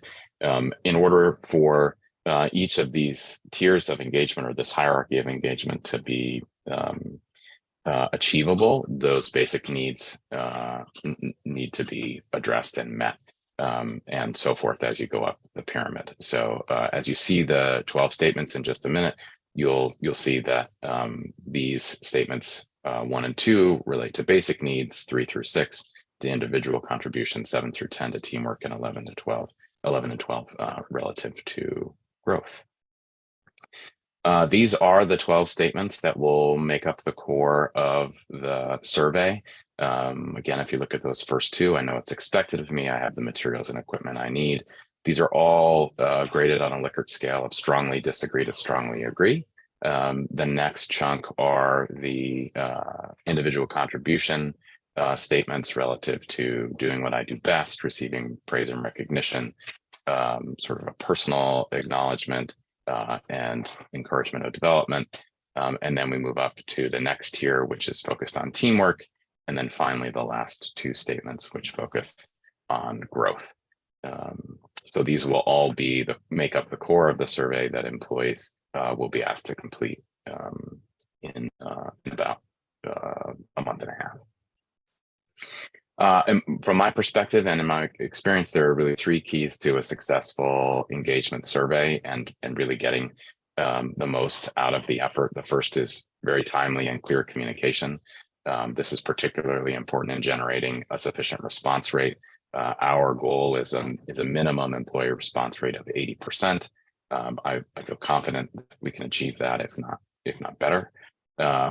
Then, of course, some thoughtful analysis of looking at the results and being able to share those with appropriate stakeholders, which really includes everyone from the commission through individual teams at the district, and then support on kind of what those data points mean and how we can take effective action in planning on how to improve employee experience.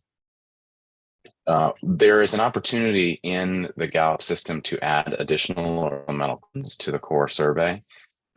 You can add really as many as you like, although there is wisdom to keeping the survey reasonably brief. And so it's the intention of the core team working on this project to add 3 additional categories of question with approximately 2 additional questions per category. And those identified categories are safety, just given the nature of the work at the district. This feels like a particularly appropriate category. Organizational leadership, which will provide senior leadership, management in general, and the commission with some additional context and guidance. And then finally, diversity, equity, inclusion, and belonging, knowing this is a priority or focus item at the district, made this seem a particularly valuable additional inclusion. So I would anticipate an additional 6 to 8 questions added to the core 12, focused in these 3 areas. And by the way, that work will be done by the decision on those specific questions will be done by the core team, which includes input from the Employee Leadership Council, as well as HR and administrative staff. Those will also be based from Gallup's question bank, which will allow us to continue to provide contextual comparison, so comparative data. You can ignore the asterisks here. We have already begun this process. So we started our work together as a core team earlier this week.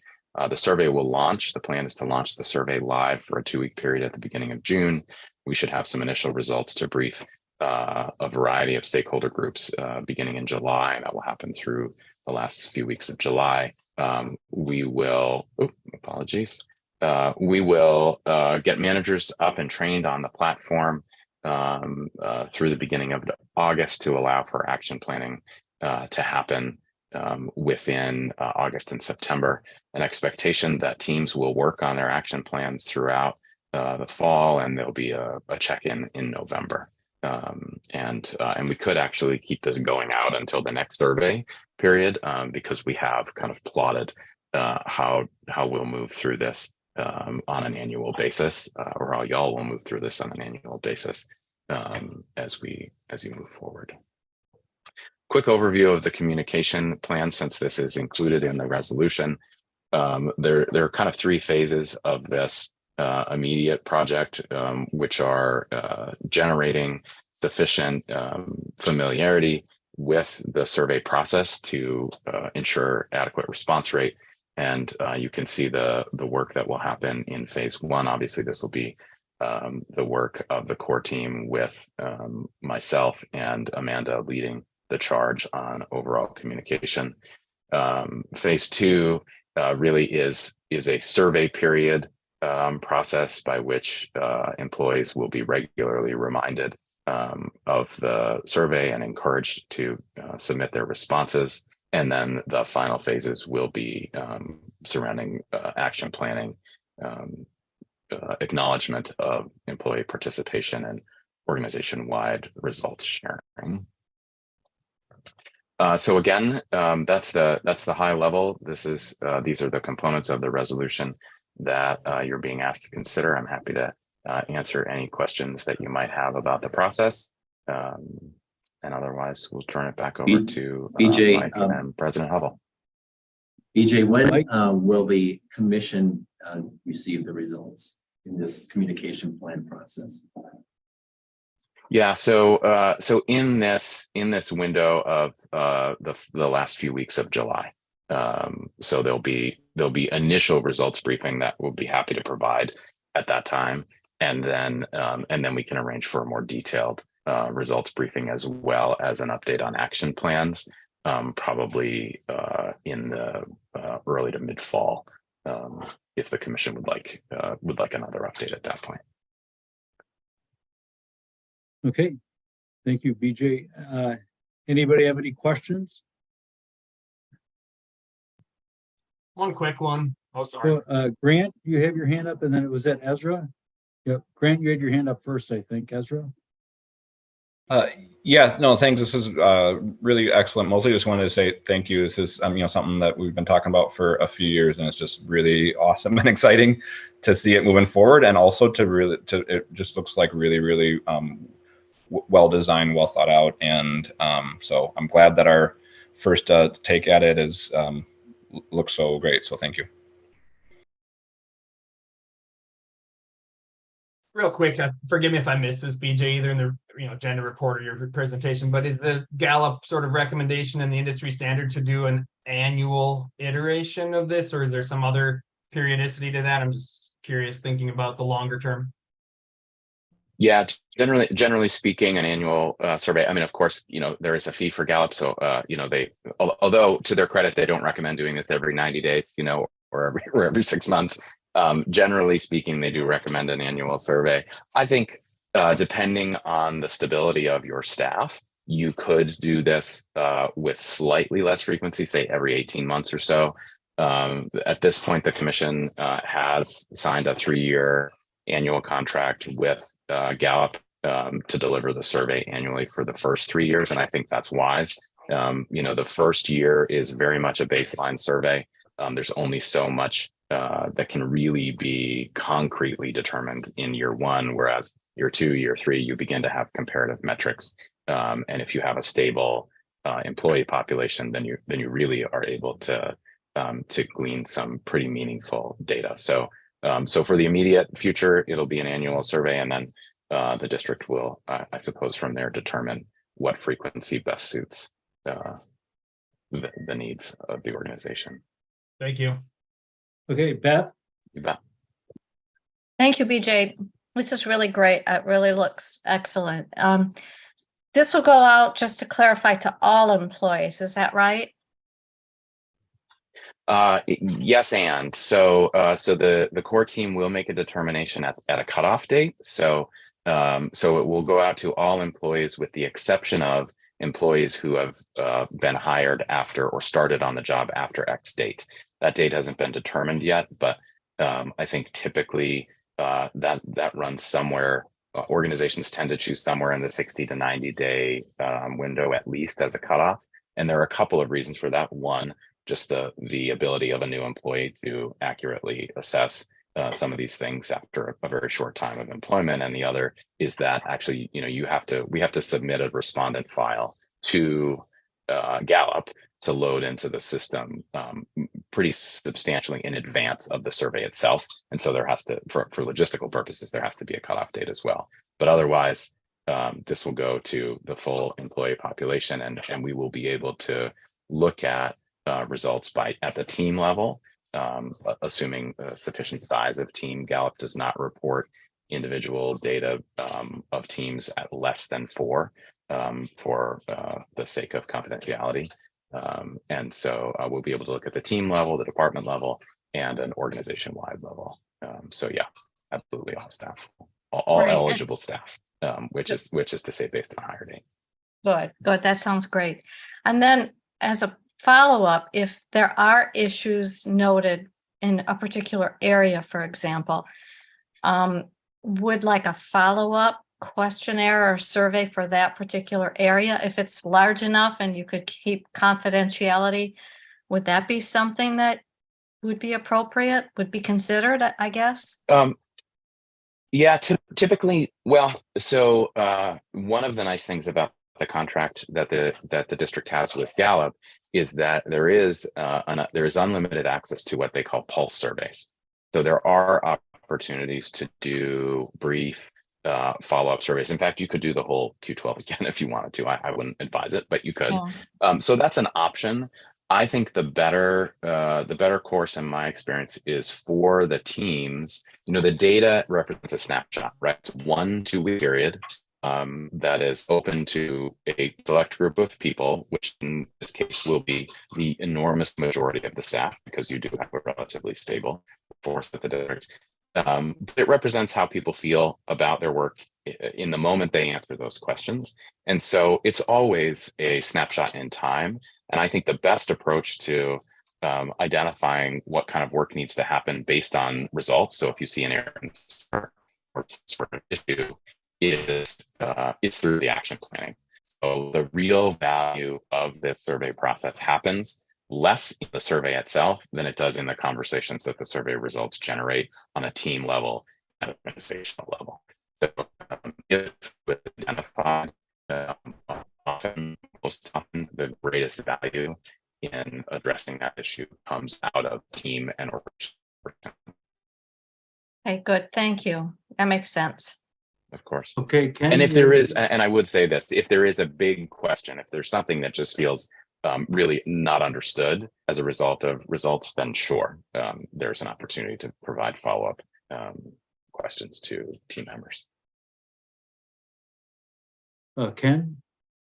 And BJ, I apologize if you already covered this. Is the survey anonymous for the district employees? Great question. I didn't, and it's an important distinction. So this will sound like a contradiction at first. The survey is both confidential and anonymous at the same time, which is to say, to the district staff, myself as your consultant and facilitator, the data will be anonymous. There will be no way for anyone within the district to identify individual responses or attribute those responses to an individual. Having said that, we do need to provide Gallup with some form of unique identifier in order for them to be able to, one, limit responses to only one, because we only want people responding one time, and two, ensure that only those eligible to respond to the survey have access. So Gallup will have in their possession some unique identifier associated with each response. The data as it comes to us will be ultimately anonymous. So, and there will be some work to do, and always is, in making sure that employees understand both that distinction and the fact that as relates to district access, their responses will be treated with anonymity. Okay, thanks. You bet. Okay, anybody else? I don't see any other hands up, so there is a resolution that accepts the employee engagement survey process. I think it's number 11. Do we have a motion to act on the resolution accepting the employee engagement process? It's Wilson. I'll move that. Okay, motion by Commissioner Wilson. Do we have a second? This is Beth. I'll second it. Okay, motion by Commissioner Wilson, second by Commissioner Bookland to approve the resolution accepting the employee engagement survey process. Any further comments or discussion? Seeing none, all those in favor say aye. Aye. Aye. Motion carries. Thank you very much. Okay, Chief Engineer and Director's Thank you. report. Very brief report. Michael? Excellent topic, this last one. The future meeting schedule, our next meeting is going to be a hefty one. We're going to have the presentation of findings for Badger Mill Creek. And also I'll be making the presentation of the first quarterly dashboard for focus item progress, which is it's quite a bit more minor than the Badger Mill Creek. So that's coming up. You're also going to see before the next meeting, I'm going to be streamlining the future agenda schedule to just include topic areas. And you're going to start seeing some of the policy topics that you've identified for discussion on that agenda. So it's easier to see and so we can manage the commission's workload. So that's something to look for in the next packet. So with that, I'll just turn it back over to you, President Hempel. Okay, thank you, Michael. Paul, regulatory and legal. Yes, in the interest of time, I'll make this brief. There are two legislative matters that I've noted: the Clean Water Fund authorization for I&I spending. That there was a hearing this last week and an executive session passed it out of the Senate. So that bill is moving forward. The SALT bill also seems to have gotten favorable hearings, and we'll expect that up for a vote probably in the next few weeks. The other thing just to note is that the anti-degradation rule package is going out for hearing and comments.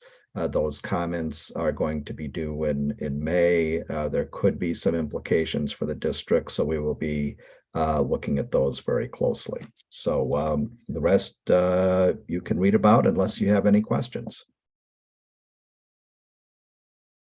Okay, anybody have any questions for Paul? No? Okay, thank you very much, Paul. That will move us to future agenda and other business. Anybody have anything for those items? Seeing none, then we'll move to item 8, which is a closed session to convene in a closed session in accordance with 19.85 paren 1C of the Wisconsin statutes to consider employment, promotion,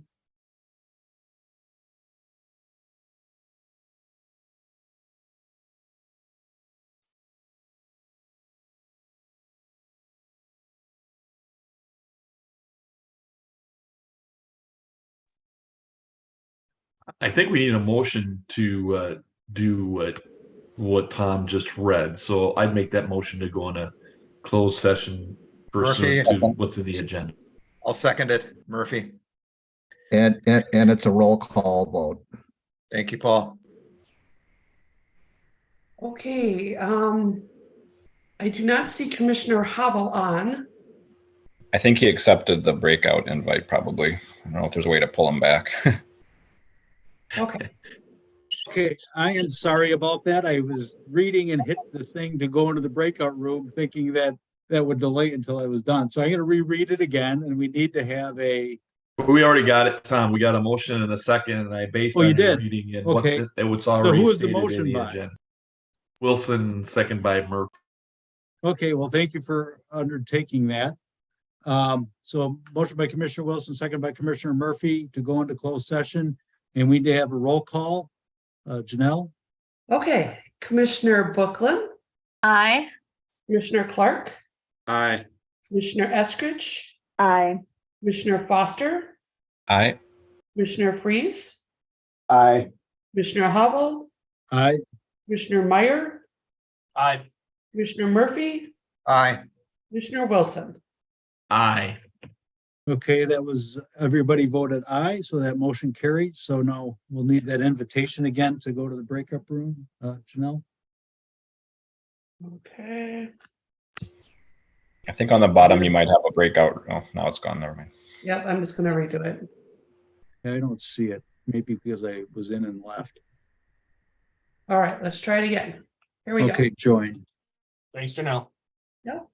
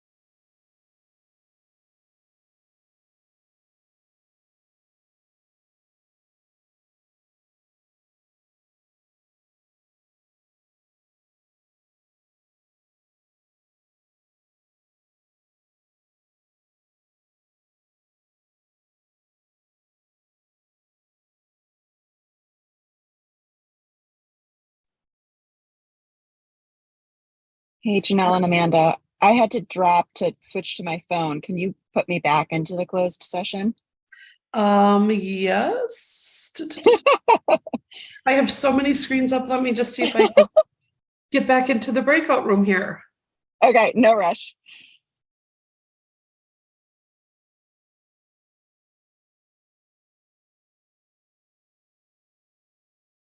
I'm trying to figure out how to send it back to you, Sarah. Thanks, Janelle. Yes, well, don't thank me yet. I'm finding you. It says not joined. Let's see here. Sarah.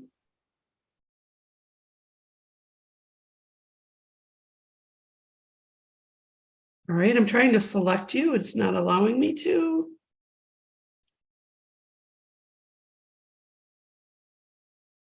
Put in waiting room, remove. I'm trying to look for my options, Sarah. Why can I not get you back in there? And my only option is broadcast or close the room from the room screen, which is not what I want.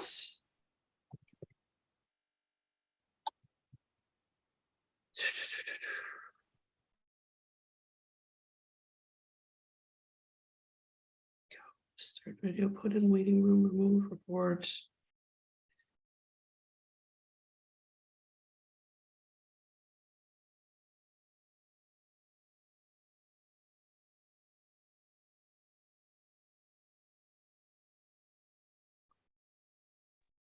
Now can you assign Sarah to the meeting room or the breakout room? I can't even find that option.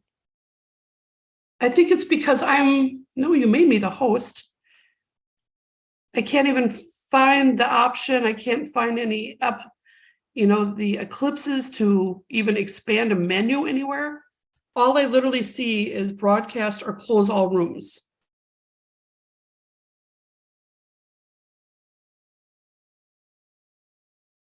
You want to make me host quick and I'll have a peek?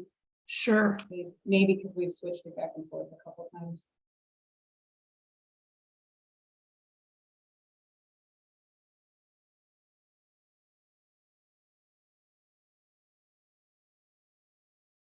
And we do host.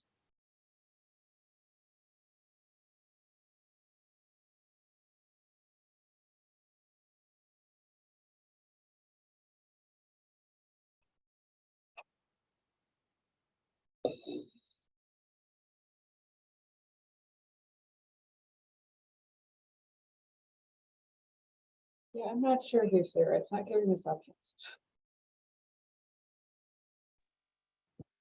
It's okay. If it doesn't work, it doesn't work, but just thought we'd try. Yeah. You're not seeing me twice, are you? Because I did join from my phone instead of my computer. You're only on here once. Okay. Okay. Amanda, can you make me co-host again so I can poke around a little more too? Yeah.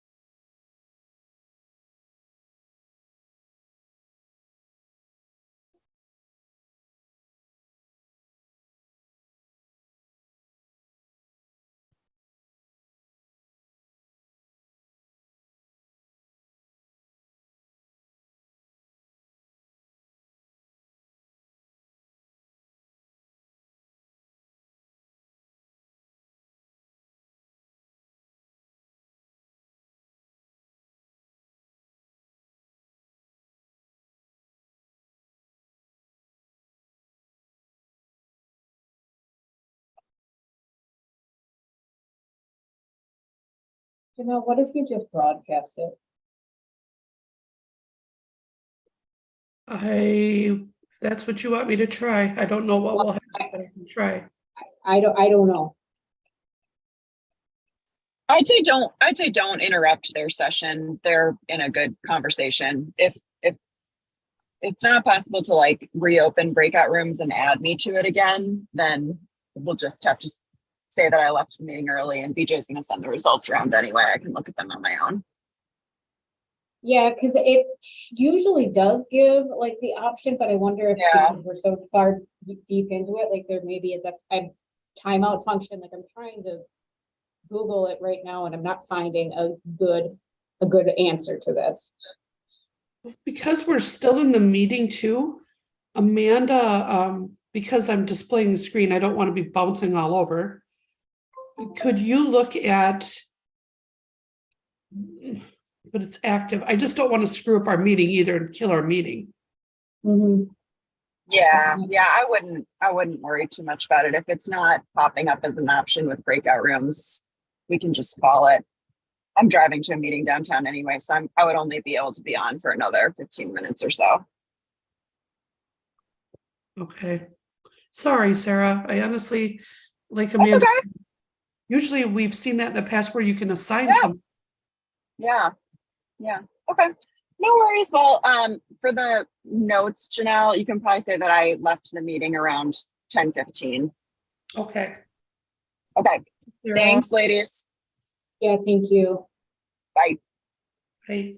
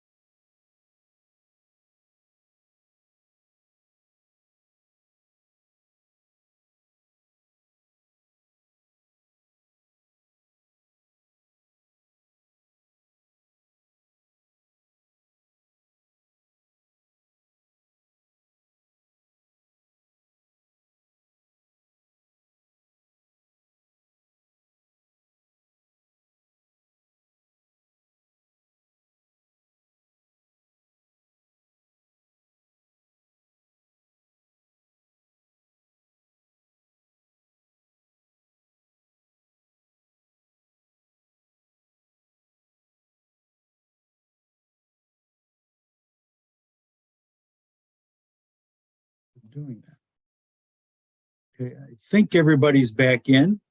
So the commission closed session ended. So if somebody could take the commission currently in closed session screen down. Good, thank you. Okay, the closed session ended. The commission had a discussion and presentation of data on the performance evaluation of the chief engineer and director from compiled from 4 different source groupings. And that information was received. The commission will receive printed and electronic copies of that information, and that information will be presented to the chief engineer and director, and the commission will ask him to provide a brief memo evaluating on his evaluation of that data set. The commission will then meet in a closed session on a yet to be determined date, probably a special meeting. And Janelle, BJ will be in contact with you on this to try to set up one for early May. A special meeting that we will discuss the chief engineer and director. The reason we're doing a special meeting is with the Badger Milk Creek. We just don't know that we would have time to deal with it during a regular meeting. Okay. So that's why we're thinking of a special meeting. And then after the special meeting, we will then have a separate, at some point, meet and discuss the issues with Michael, the chief engineer. So can I just have a little bit more clarity? So is the special meeting the closed session with Michael, or is No, it? without Michael. Okay. Yep. It'll be just the commission. And Janelle, it was a motion by Commissioner Murphy, second by Commissioner Wilson to go out of closed session. We had a roll call vote where everybody was aye. Commissioner Eskridge had left the meeting before the vote, so it was the remaining commissioners. Okay, and that was that that was going into closed session. That was to go out of closed session and come reconvene back back and in open reconvene. session. I got you. Yep. Okay. To leave the close and reconvene in open. So anybody else have anything? Tom? Yeah, I was just going to suggest that we'd probably be ready to adjourn, and perhaps Grant, since it's his last meeting, might like to make that motion. I would love to move adjournment. Thank you. Thank you. I'll second. By Commissioner Foster, second by Commissioner Wilson. And Grant, thank you very much for your service once again. All those in favor, say aye. Aye. Aye. Opposed? None. Thank you, everybody. Thanks, Grant. See you. Thanks, Thank Paul. you, Grant. Good job. Thank you. Thank you very much.